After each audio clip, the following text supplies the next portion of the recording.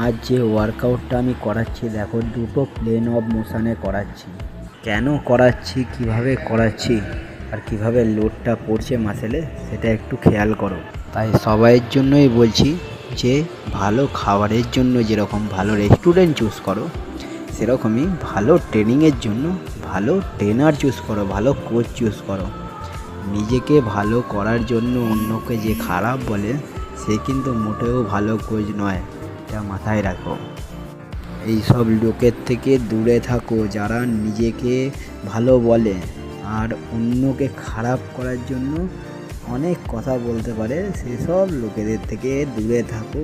এই জন্যে বলছি ভালো কোচ চুজ করো, নলেজেবল ট্রেনার চুজ করো, নলেজেবল জিম চুজ করো।